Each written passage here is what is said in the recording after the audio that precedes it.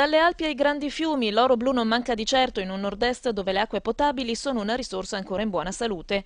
Nella giornata mondiale dedicata ad una delle risorse più delicate del pianeta, il Veneto si riscopre ricco e prudente nel tutelare il suo patrimonio idrico, ma con un territorio sempre più antropizzato, in cui lo sforzo per il ridimensionamento del consumo dell'acqua è solo parziale. Una quantità pro capite di acqua che è anche 10 volte superiore al consumo di abitanti di altre zone che non siano la nostra.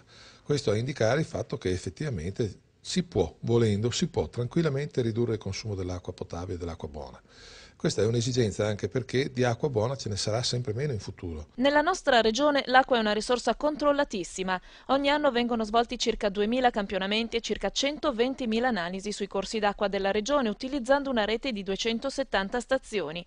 I dati sono incoraggianti, il 70% delle acque risulta infatti di buona o elevata qualità.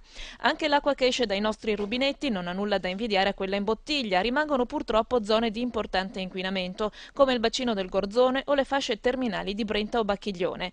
Ma anche se lo stato ambientale di fiumi e laghi veneti, grazie all'adeguamento dei sistemi di depurazione e fognatura, sta migliorando, si può fare di più. La necessità di rifare sostanzialmente, più che modificare, di rifare la rete idrica dei nostri acquedotti e questo comporterà una spesa colossale che però è senz'altro giustificata dalla necessità appunto in futuro, in prospettiva, di almeno dimezzare o anche più le norme di espressione d'acqua delle nostre tubature